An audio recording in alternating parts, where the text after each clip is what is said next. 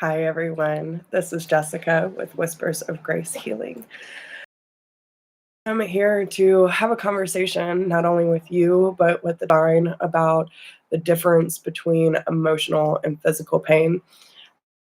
I'm going to be giving a little bit of a backstory of what happened to me yesterday that led to this conversation that I was having with my guides and with my higher self, and everything that's kind of come out in the process. um, I feel like there's going to be a lot of good messages that are going to come out, but I also want this to be an interactive discussion. I want us all to be able to have this conversation because I think it's really important that we change our perspective on it. So if you are new to my channel, welcome. If you are my Vibe Tribe, you know I love you something serious. And if you resonate with me, my energy, or any of these messages, please make sure to like, share, subscribe, and drop me a comment. Hey, Tribe, what up, guys? Sherry, Dewey, Maria, Jenny, Kelly, what up? What's happening? At the end, I will be pulling some cards of what's all the lessons in this, right? There's got to be a lesson. There's always a lesson, and there's always a different understanding of what all of this really has to do with. So I hope y'all can see me okay. I don't know if my ring light is really doing anything out here, but whatevs. You know me, I like being out in nature. So, hey, Cynthia. Hey, Elizabeth.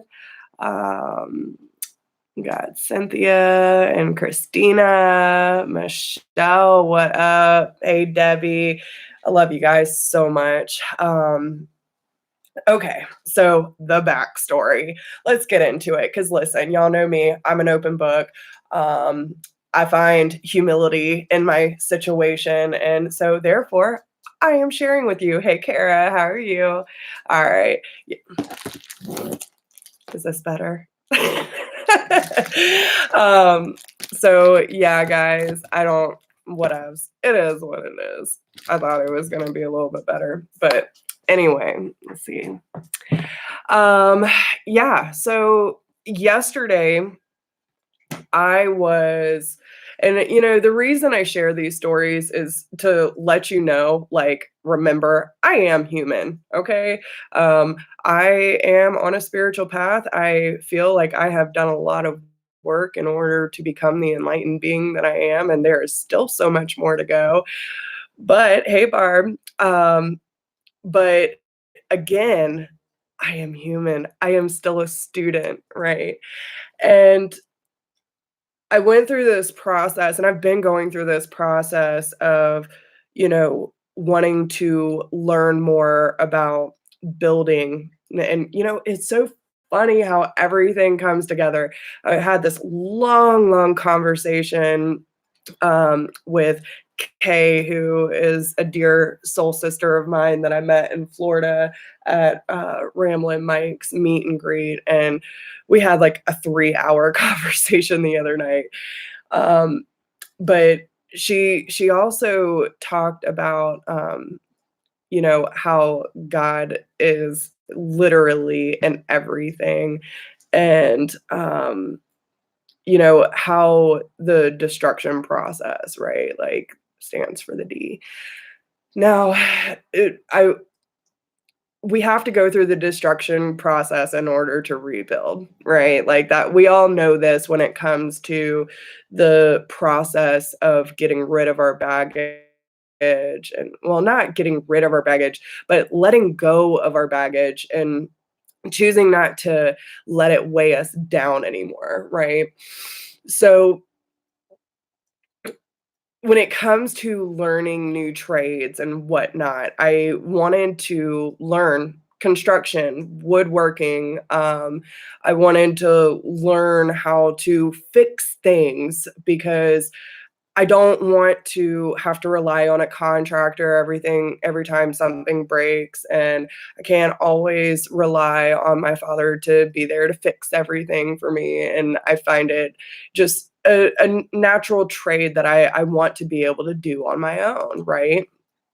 So yesterday we were clearing out the house, getting ready for demolition tomorrow, and we have to get all the big pieces of furniture out and all the appliances and stuff like that.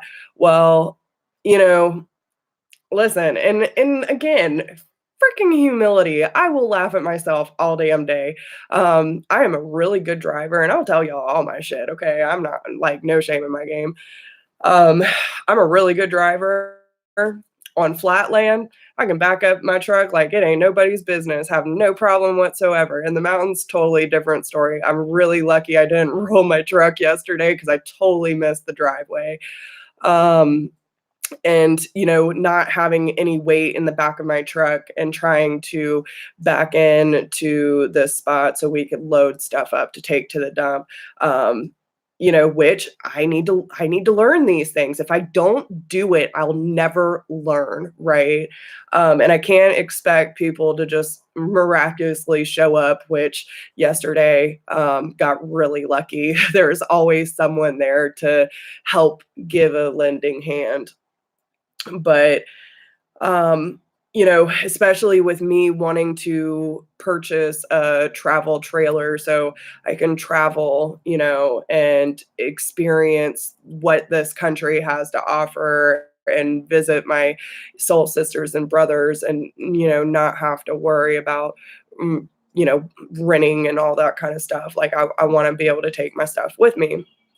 So, it's a very important tool to have to learn to back up. That's not my this I'm just rambling, guys, okay? But that was one thing. So I had to laugh at myself, okay, and realized, okay, well, again, the process. I look for solutions. It's much easier to back downhill than it is to back up. So again, lesson learned. Especially when you don't have a good tread on your tires and the truck's not loaded down. Duly noted, okay? The big thing was when we were trying to get all the stuff out of the house, we were trying to figure out an easier way to get the bigger pieces of furniture off the porch. So we had a Sawzall, and my dad was going to cut a piece of the railing off so we could just throw things in the back of my truck. And I was like, you know what? I want to destroy some shit. Let me do it. And so I'm cutting down this piece of wood, and again, never used one. Shook me like hell, and it was interesting and fun and liberating all at the same time. But like, it was still connected enough that it wasn't coming down with just trying to push it. And I was trying to be careful so I didn't fall off the porch. Well, joke's on me. So what happened was he got up there with me and he was like, "We're gonna kick it down together." And, I know not to put all of your weight into something that is going to, velocity, right? Whatever you push into, you're going with. And instead of like, okay, throwing a punch, if you jab, you're not throwing all of your weight into it. Listen, I was a rough and tumbler, okay? It is what it is. But we ended up kicking it, and the first time I kicked it, it didn't come down. So I put some more force into it, and I thought I was holding on pretty tight behind me so that it didn't go with it, but that was not the case. I fell several feet off the porch into the bushes on top of the piece of railing we cut down, and I busted my ass. Okay. It hurt. I'm not going to lie. But because I've been such a tomboy in my life and growing up with a bunch of boys, I was very clumsy as a child too. So I know what it's like to be hurt, and I've always been able to deal with physical pain a lot easier than emotional. Always been a very sensitive creature. And, it really got me thinking. Like, I mean, I sat on the ground for a good minute because my leg actually caught as I was going down, and I was pretty sure I fractured my knee. But after just sitting there for a minute, processing, breathing, like, okay, that just happened. And, you know, thankfully, I can laugh at myself. Like, "Okay, Jess, that was stupid.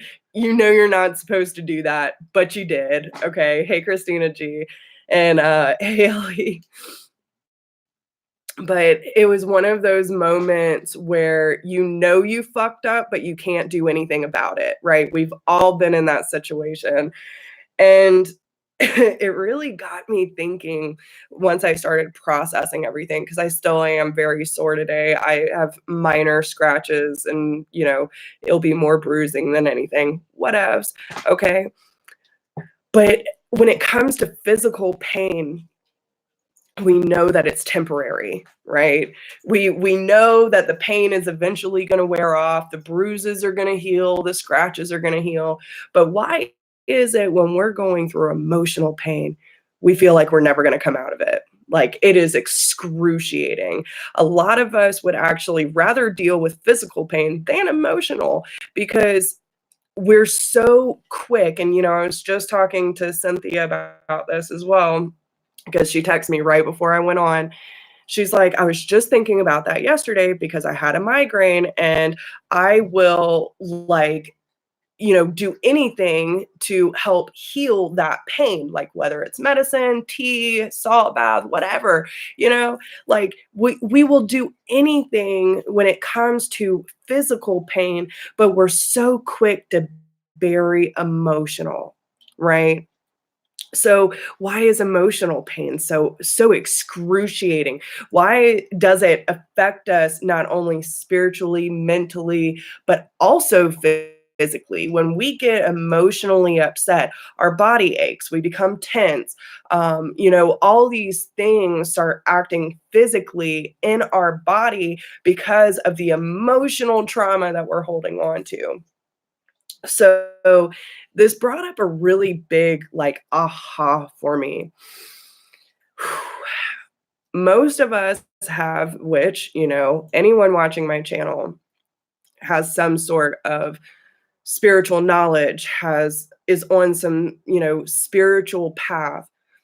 And we've really had to look at some really hard stuff, right? And the other thing that comes up with that is using discernment. So many of us are scared to look at our emotional pain and trauma, and so many people, and I've been guilty of this too, of, like, when we talk about the emotional pain and unloading that baggage, I'm not saying that you're not allowed to feel, right? Like, that's the whole point of us being here. We are meant to feel in so many different things, but on a 3D aspect, we're so fixated on what we can see, what we can touch, what we can smell, but when it comes to the things that we sense going on underneath the surface, and this has been another big message, so many people are caught up on what is going on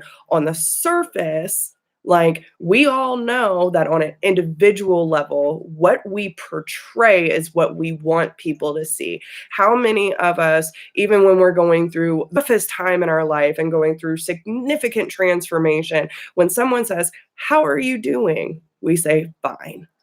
Right? We don't want to unload our baggage. It's easier for us to shy away from our emotional truth because we don't want to seem weak or vulnerable to anyone in our lives. Okay. So then it comes to, wearing the physical pain. Like, when we get hurt, you can't hide it, right?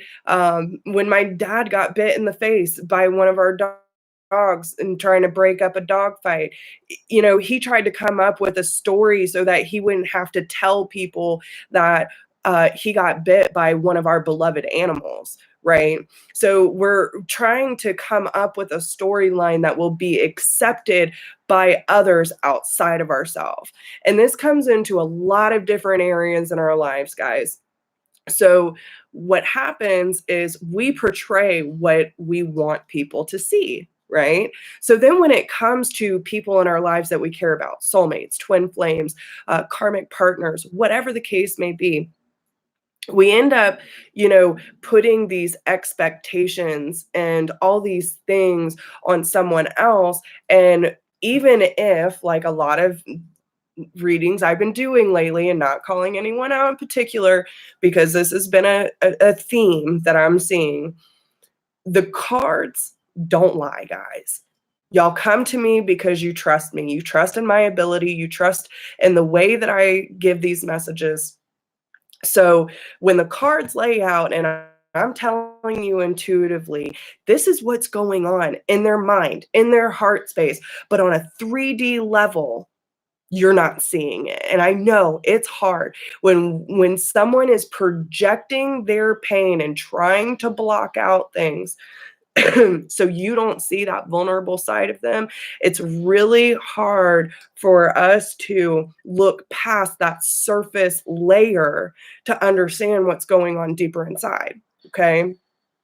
Yes, someone might care for us more than they're willing to admit, but their pain is not allowing them to express that. Okay.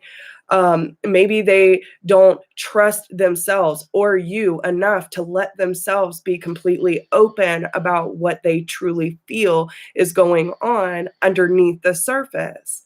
Right. And it's no different than the physical or the emotional pain that we carry with us.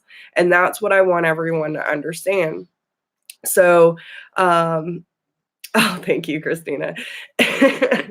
um, but it is also one of those things where, you know, even if we get hurt, like, okay, me, long sleeves, long pants. No one would know that I got hurt yesterday unless I said something.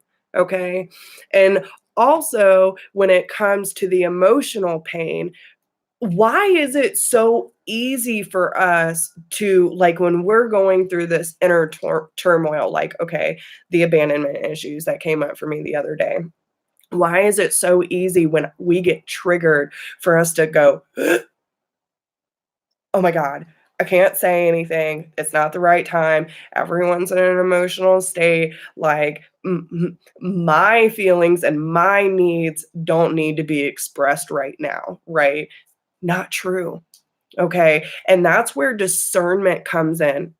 Also, having this conversation with Kay, because when I realized the conversation that needs to be had with a certain family member about my abandonment issues, they're going through a hard time. Okay. But it's also, when we have these conversations, it's about not being overly invested. And see, now that I'm talking about speaking up about what you're feeling and choking down your emotions and, your fears, I start choking. Okay. This is how it works. So, um, but why is it so easy for us to hold back when, you know, maybe not going overly emotional when we're trying to express something, but also looking at, like, okay, if you need to have this conversation, what do you want from that person? What is it that you need to express, but also understand what it is that you need from that person and be clear. So I said, I want this person to be more present, but then I had to go more into detail. I really had to look at certain behaviors. Why are you choking me up now? Can we stop? I'm trying to get the message out. Thank you. So when it comes to what I need from this person, you know, there are certain behaviors because of their pain. That's how they feel that they can show up for me, but it's not what I need from them, right? But it also made me realize certain behaviors, like just trying to have a simple conversation, can't do it. because I'm either not being heard or talked over or whatever the case may be. But I don't necessarily speak up about it at the given time either. And that's not fair to me or them. All right. Can we just stop now? I swear I've been fine all morning. I don't know why when I start channeling that my throat wants to seize up. Okay. So again, have humility. Okay. Um, it's okay to laugh at yourselves. It's okay to find humor in your situations when we tend to fall on our ass. It's also okay to feel the pain and I swear, guys, this is ridiculous. Okay. I swear these sinus issues are going to be over one day. One day. Hopefully soon. Okay.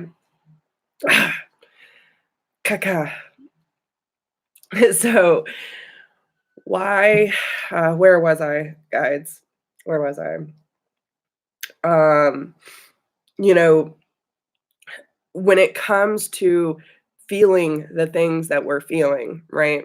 And I feel like y'all cannot see me. Can you see me now? There we go. Okay. So I'm going to hold that right there so y'all can see me. That's so bad, Jess. I told you I'm a fucking mess. All right. Can you see me now? There we go. All right. So, you know, it's one of those things where we feel that, you know, we need to hide the truth from certain people or certain experiences in order for people to feel comfortable. Like, you know, if someone says, "How are you doing today?" and we're having a shit fucking day and we say, "Fine," we're not really being honest, but it's also having enough discernment.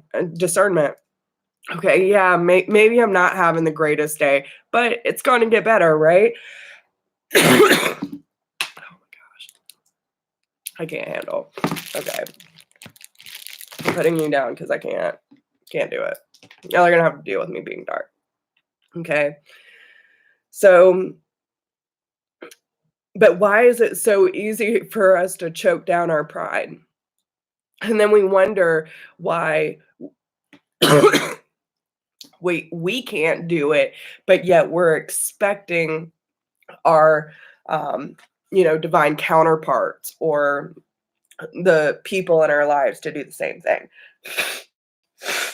Like, oh, they need to be this perfect being and they need to, you know, show up on my terms and my schedule and all this stuff. And yet we refuse to look at what's actually going on underneath, right? We choose to look at what's on the surface, but we don't choose to look deeper sometimes. Not all the time, because I know a lot of my tribe is really stepping up to the plate and doing a lot of the work and choosing to see things from a different perspective. But it's also one of those things where, you know, the pain is there for a reason. It's there to teach you, first, you're alive. Okay. Your heart is beating, your body is working. It woke up this morning just to teach you the discomfort and the release. Okay. It's also teaching you about transmutation. It's teaching you about alchemy. It's teaching you about how special of a being you are, that you can, you know, be that light in someone's life even when you don't realize it. Okay. So, also another thing that's been coming up is, you know, a lot of people are, and I've talked about it recently too, the whys. Well, why isn't this happening? Why isn't that? Why is this person choosing this over me? All these things. Listen, especially when it comes to twin flames and divine partnerships, soulmates, whatever. We are all making choices, first off. Every day we make a choice. We choose to wake up, we choose to get out of bed, we choose to brush our teeth, we choose to wash our fucking face, and we choose to go to work. We choose all these things. Every single action in our life is a choice, okay? It is no different when it comes to the choices that our divine counterpart is making in their life, right? We're all just choosing what we think we need at this time. So instead of going for, taking it so personally and, allowing those insecurities, listen, if those insecurities come up and, you're so focused on another person not being there for you or not showing up the way that you would like them to, maybe you need to focus on yourself a little more. Okay? Because sometimes and it goes two ways. I always say that, if you're focused on one single person, hey Robert, um um but it's one of those situations where, like we where was I? I got distracted by Kara's comment. And listen, in 11:11, see, this is why they're bringing this conversation up, okay? Because when we get so focused, and another thing, when it comes to these divine partnerships, so many of us get caught up in trying to put like a 3D limitation on it. We are trying to put 3D aspects on something that is so much bigger than that, and it doesn't work, and we're always going to be left disappointed, right? So if you were stuck in this focus of one person and it's not going your way and you're dwelling all over the stuff that is not going in your favor, you are breeding more of that into your life, and of course it's going to lead to disappointment. So you have two options. You can focus on yourself. Okay. You can choose to focus on the pain, the abandonment, the insecurities, and all the stuff that is coming up for you, or you can focus on mission. If you were on a true twin flame journey and you were not working on your light working skills, guys, you need to step up. Okay. Um, but again, that's part of your story. Who am I? I'm just Jess. So, but listen, it is so much bigger than like this whole union thing. It's so much bigger than getting married. It's so much bigger than having a boyfriend or a girlfriend. Um, it's about true unconditional love. Love for self, love for journey, love for the people, brothers and sisters in your life. Okay. Like, if they are going through a choice that they made where they are starting a life with someone else or whatever the case may be happy that they're happy right now. Okay. Like, it might not be forever. And yeah, but if you tend to focus on the fact that they're out living their life and yet you're stuck here, then you need to be living your life too, is what I'm saying. Okay. Don't be so focused on someone else's accomplishments and goals that you forget to live your own life, is what I'm saying. So, but again, going back to the physical pain, why is it so easy for us to get physically hurt or physically sick, and yet we are willing to do all the freaking steps to make sure that we feel better? But then when it comes to the emotional pain, so many of us are distracting ourselves or avoiding the truth, not stepping up and setting the healthy boundaries. Okay. Again, everything is divinely orchestrated. Found a center here that is called the Living Light Center, and it's a beautiful service, guys. And the guy that was talking on Sunday was talking about addiction. So let's just talk about that for a second, because so many of us have dealt with addiction or have watched people with addiction. And no matter what, listen, we all have addictions. I don't care who you are. Everyone has an addiction. It might not be drugs or alcohol, but we have an addiction, right? So many of us are addicted to this twin flame journey that we can't even see beyond that, and that's not healthy. So, you know, one of the things that got brought up was, you know, addiction, especially alcoholism and drug addiction, is very much hereditary. Like it follows down the gene pool, right?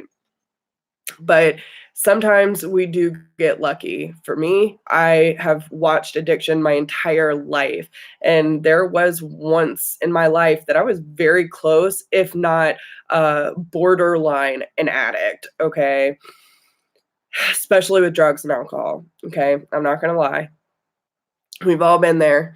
And, you know, it was one of those things where thankfully I watched so much dramatic shit in my younger years that I knew I didn't wanna be like that, and I always learn from other people's, mistakes. I've been saying that since I was, like, 6. I don't wanna be like that. I don't want to go to jail. I don't ever wanna be in handcuffs. I don't ever wanna be in a position where I destroy my family because I can't get a control of my shit. Um, I never wanna lose everything that I worked for because I choose my pain and my addiction over everything good in my life. I never wanted that because I've seen it. I have witnessed it. I have picked it up off the floor. I have cleaned it. I have driven it to different states to go to rehab centers. I have done it all. Okay? I have been the rescuer, I have been the fixer, and I have been the enabler, right? But what did that turn into? Fucking codependency. That is an addiction, okay? Becoming the fixer, the saver, that was an addiction. And because I was, choosing people in my life due to my codependency that I, thought loved me, thought, and in their own way, they did, but it wasn't healthy. It was so toxic. And yet I kept holding on for dear life, even when I was hanging myself. I was wrapping the proverbial noose around my own neck and choosing to hang myself because I could not let go of something that I cared about, even when I knew it was slowly killing my soul. Okay, that is an addiction. That was hard. And I would make up these storylines. There was even a time where, I thought about, causing physical pain to myself to get over the emotional pain, to drown out the emotional pain that I was feeling, and I feel like a lot of us go through that too. So many of us sensitives, go through suicidal tendencies or, listen, I can't tell you how long I've been in therapy. Even, people with depression and anxiety issues, another thing that this, speaker was talking about was, when it comes to antidepressants, any drug, man-made drug we take, right?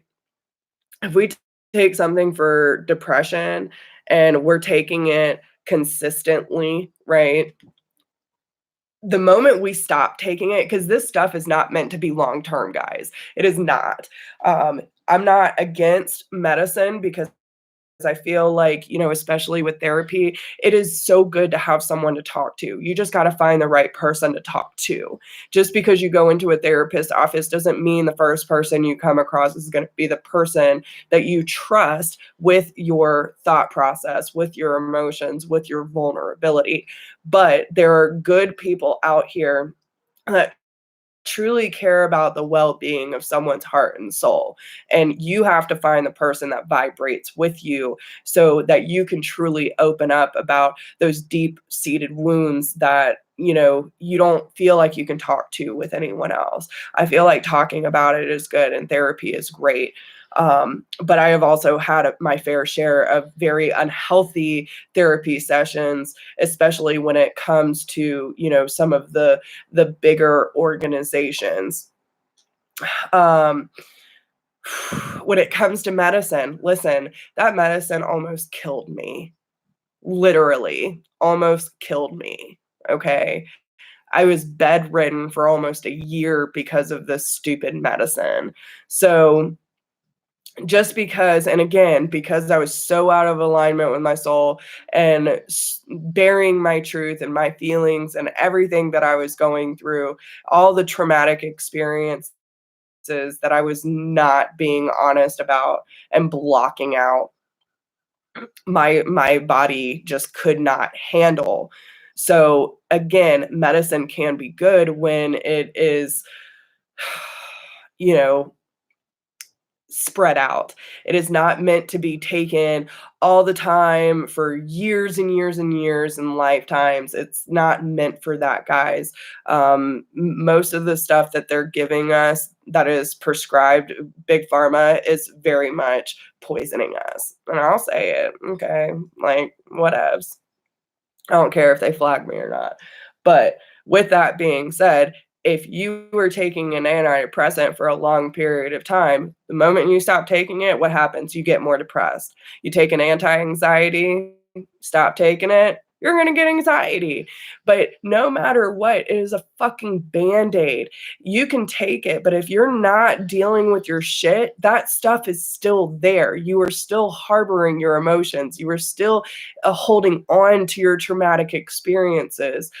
And it doesn't take it away. It doesn't say that it never happened or that it's not a part of your story, but it's not reliving that and projecting it onto the people, places, and things that are either in your present or coming into your future. And that's why it's so important that we look at things, because, again, why is it so easy for us to cover up, heal, and transmute physical pain, but when it comes to our emotional status, we are so reluctant to look at it or deal with it, right?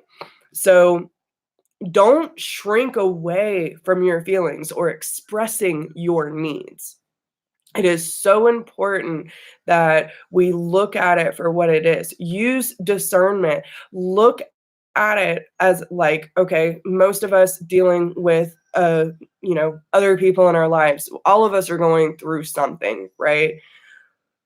Remember that vulnerable child, right? That vulnerable child that wants to be seen, heard, loved, comforted, protected. And yet we want to treat other people like they should have all their shit together. We're all vulnerable children needing the same thing. We're just living in a grown-up body that never dealt with the shit that we needed to deal with.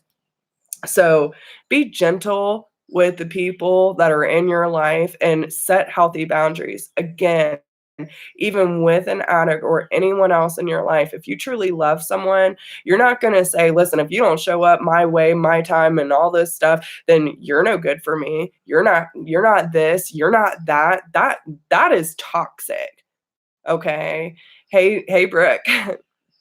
But it's also one of those things where if you have a hard time setting boundaries and sticking to them, then anyone who has an addiction issue or that needs that strong support system, if you can't be that for someone, admit that to yourself, right? Because being a sensitive soul and being a supporter and being someone that is going to help someone through trialing times, we're not meant there to judge them.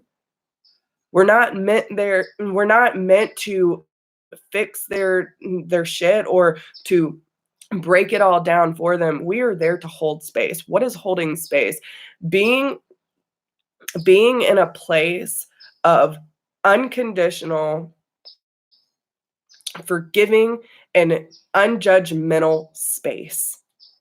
Saying, I love you, I believe in you, and I'm here if you need me, right? But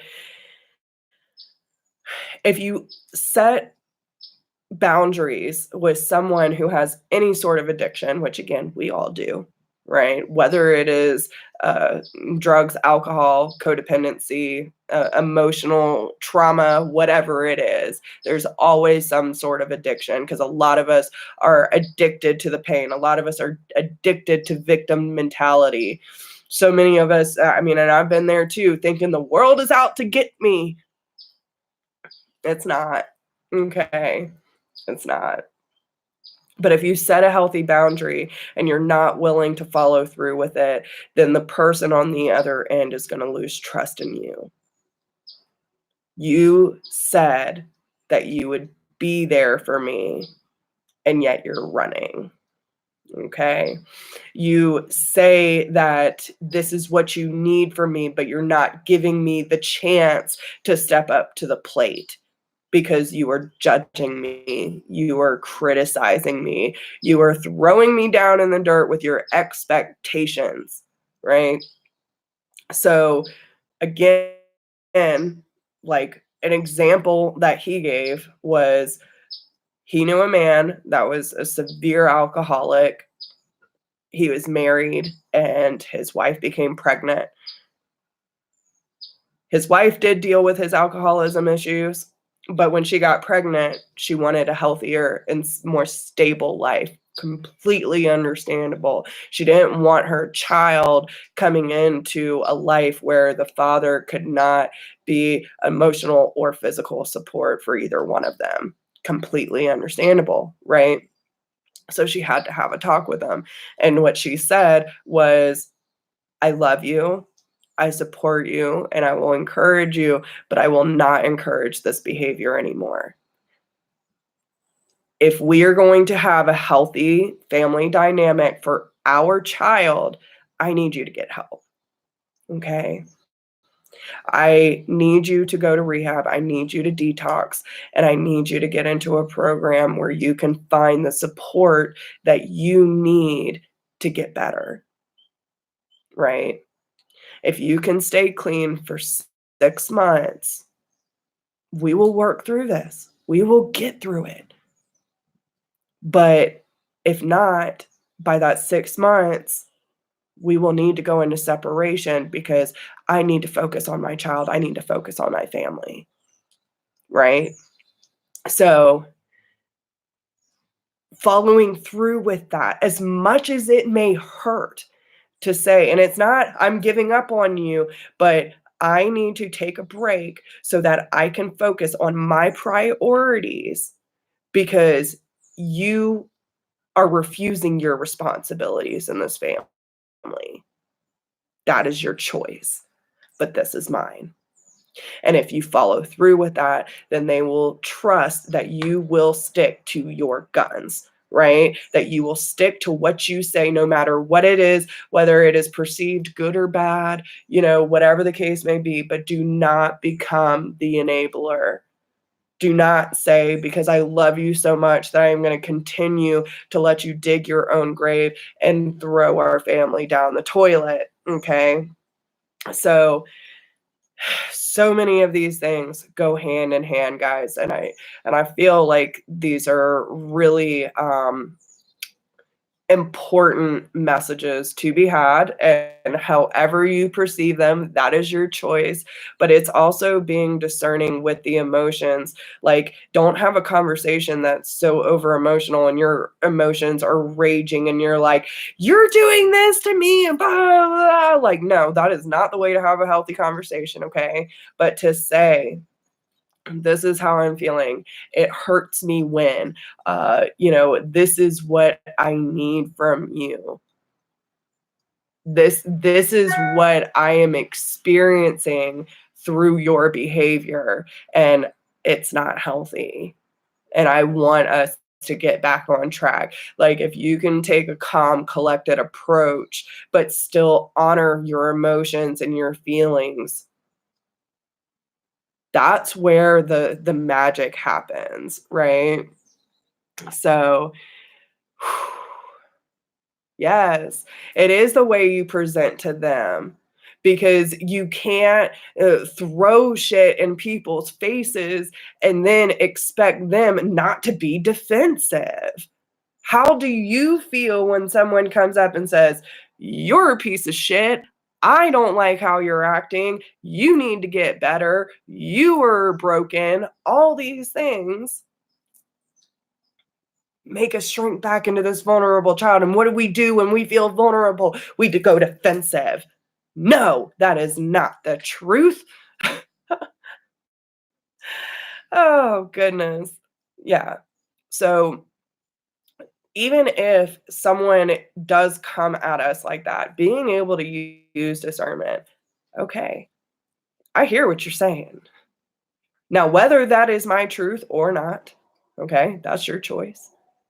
But if you can stay calm, cool, and collected and reflect that energy wherever it may need to go, whether it's going within or it's helping them understand what their fear and their pain is, that's magic. That's power, guys. So, um, we stay in our space by keeping the I statements take so much pride. Yes, yes. Because it's not just about one or the other, it's about every bit of it. It takes more than just, especially when we're dealing with external situations, right? It is not just about us, and it's not just about them. It is about we. And when it comes to this light working stuff, it's not just about one person. It's not just about our relationship. It's about the family as a whole. And that's why I feel it is so important that we look at things objectively and with discernment and really take the time to take a breather and also find humility in our pain. Like, oh my God, how many times have we been fearful of a situation and we build up this narrative in our head only to realize there was really nothing to fear in the first place? And also, when it comes to emotional pain, right? Like, we're not just talking. And why is emotional pain so much harder than physical pain? Because again, physical pain is temporary. We know it's going to heal. It might suck. It might hurt. And we might even bleed a little bit, but we know that it is simply temporary. It is a lot easier to get over. But when it comes to emotional pain, we are not only dealing with stuff that's happened in the right now, we are also dealing with things that happened in our past, in our childhood, in our existence of this life, but also many past. Especially for anyone who is in my tribe or who is, in alignment with my channel. Most of us have lived long lives, okay? We have been here many, many times. So we're transmuting all this energy, but also think about that. Like, okay, if we're talking past lives, how much harder shit did you have to get through in order to get to this point in this life to actually look at things with discernment? You know what I'm saying? You have been through much harder shit than you have in this life, and yet we still look at it as excruciating, you know? It might be quick, it might be long term, but whatever the case may be, it is your experience, and you need to honor that with the utmost authenticity, okay? No one can say, like, especially when it comes to dealing with other people, who are we to say that our actions, right? Like, we don't get to tell people how they get to feel because of our actions and vice versa, right? It's not necessarily our shit. It's their insecurities, it's our insecurities, it's our pain, but we don't get to say, "Oh, well, you don't get to feel like that." No. We honor that within them to say, like, "Okay, I see your pain. I see your fear. Let's walk through this together." Right? And if someone is not willing to open up to you about it, give them time. Not everything happens overnight, okay? Um, yeah, right? See, Brooke, yep, got out of that my addiction loop by not judging myself anymore. I quit hating that side of myself and chose to love that hurt girl because all of us are wounded in some way. So to judge and criticize someone else's pain or wounds, their perception of self is unfair. We need to quit doing it to ourselves, and we need to quit doing it to people in our lives. Okay? Yeah. Mhm. Absolutely. I love you guys. Yes. All right. So, now that we are 50 minutes in, this should be perfect timing. I am going to pull some cards about what is all of this teaching us. Let's wrap it up, Spirit.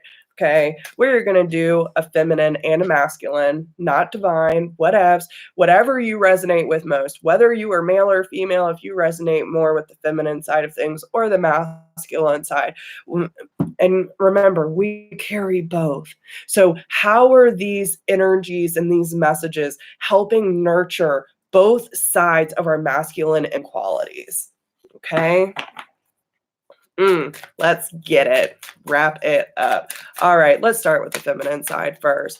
How is this helping us with our feminine side of our soul?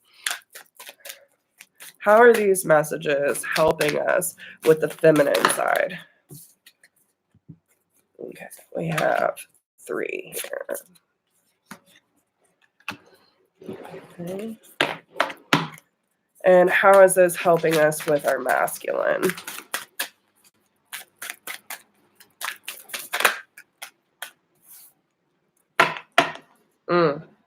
Wow. Okay. How is this helping us with our feminine? And how is this helping with our masculine? Okay. All right. I'm going to read from the book. Oh, it's fucking beautiful, guys. Okay. So first we have the goddess of all that flow. This is for feminine aspect. Okay. I am an ocean of creative energy. I give birth to what exists within me. Saint Bridget, Our Lady of Exalted Light, I give endlessly because the light is without end. My soul is all I need. And Queen Esther, the morning star, my ego is in service of my soul, and I trust my soul's divine timing. Damn. All right. 194.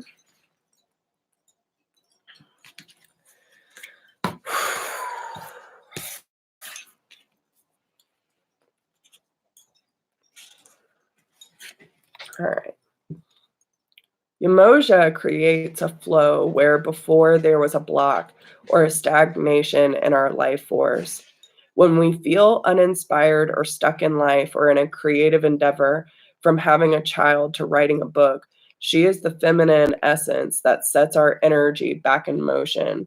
As a mermaid, she exists both in the world and also in the unseen depths. She can help us dive down deep into the unconscious or into the collective unconscious and retrieve shh.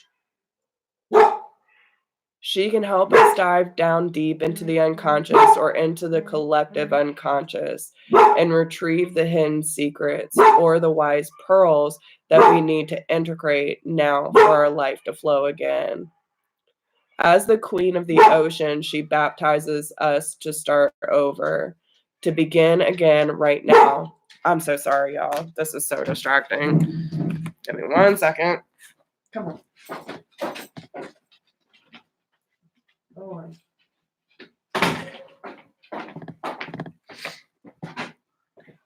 Neighbors are yelling at their dogs, and my dogs are yelling back.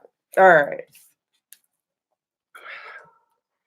As the queen of the ocean, she baptizes us to start over, to begin again right now, to let everything become brand new. She encourages us to use water as a ritual to send out our offerings to her, to bless our bodies in a warm bath, or to walk along a body of water and allow its perspective to give us the answer or the blessings we seek. She wants us to cleanse us. She wants to cleanse us of the thoughts that are holding us back. Why do children calm down after a bath? Why do we feel healed or more centered after a nice long soak? Water is the element that held us in the womb. The return to our first and most primal element, the loss of gravity, the freedom of buoyancy. This allows us to release feelings or thoughts of being trapped or stuck. She reminds you to use your tail. You are not of this earth, you are of the sea. That's powerful. And that goes back to that child stuff that we were talking about earlier, too. Okay. So, let's see.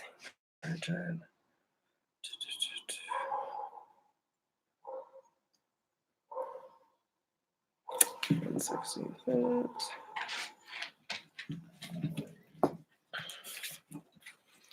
All right. I give endlessly because the light is without end. My soul is all I need. Saint Bridget lived in alignment with the highest, most exalted aspect of her being. She was born a slave, and yet legend relates that she gave away anything she possibly could to help those in need. Going back to getting outside of yourself if you were too focused on any one thing. Her generosity was an indication of the tremendous inner wealth she received from her connection to spirit. Her message to us is to reconnect to that inner fire, that eternal flame that feeds us more than anything external to us ever could. Read poetry or whatever feels like sacred scripture to your soul. Let your soul voice surface through some uncensored automatic writing, or let your soul guide your body through movement. Your answers right now are in releasing any attachments to personal possessions, clearing space, uncluttering your home, giving away what you don't need or someone needs more than you do, so that you have that sacred space to remember just how much you have when your soul is loud and ever present with you. Wow. And then we have Queen Esther, 146. Okay. The ego has a timetable that the soul could care less about.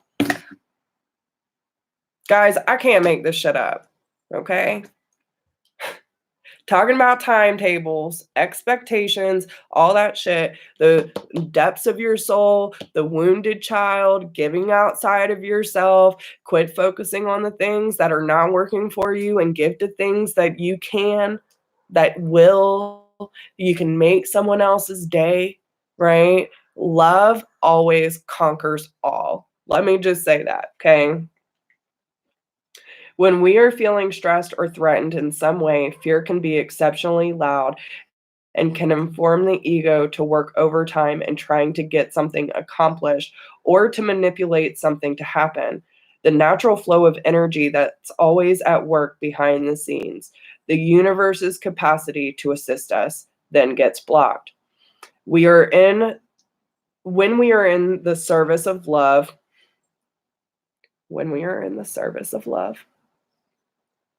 we are following the dictates of our soul. And when the ego is in service of the soul, divine timing ensues.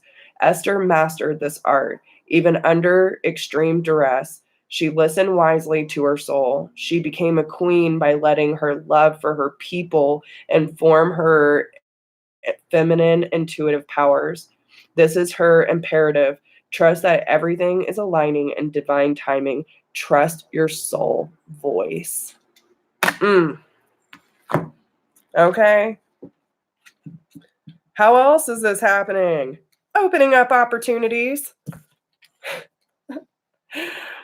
Become aware of the opportunities you have even in this very moment. Life abounds with endless possibilities. Sometimes all it takes is to open to them by staying focused on the present. Time spent regretting the past or worrying about the future only keeps you from seizing the opportunities as they open up to you right now.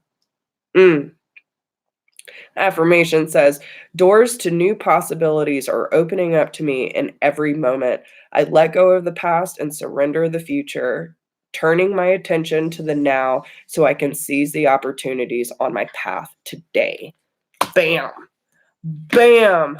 All right. So how is this helping us on our masculine side? 138.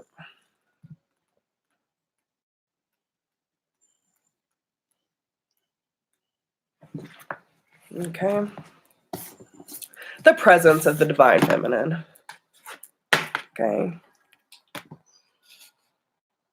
In the Zohar, the main sacred text in the Kabbalah, the Shekinah, is just, I hope I pronounced that right, is described as being a world within the world, as a bright radiance at the center of everything.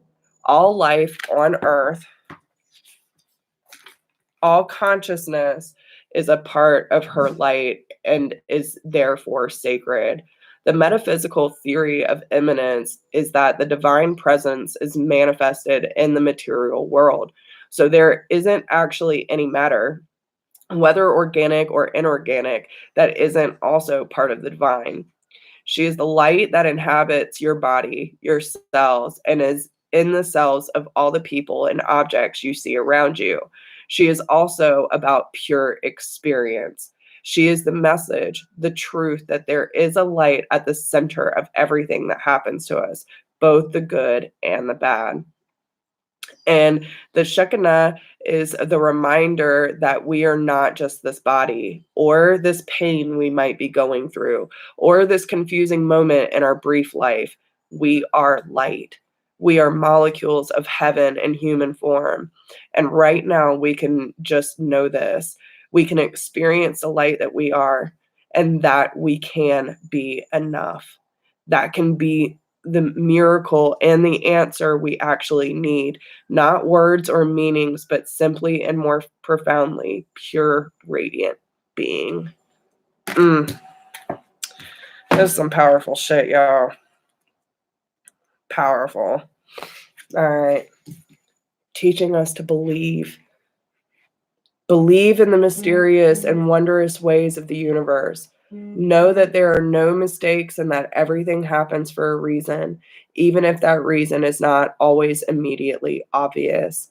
It is safe to let go and allow yourself to be carried by the river of life. I live in each situation in the light. I remain in harmony no matter what happens. I let go. I trust God and I remain in touch with his love, increasing my inner spiritual strength. Woo! Getting chills, y'all. The eternal light of love.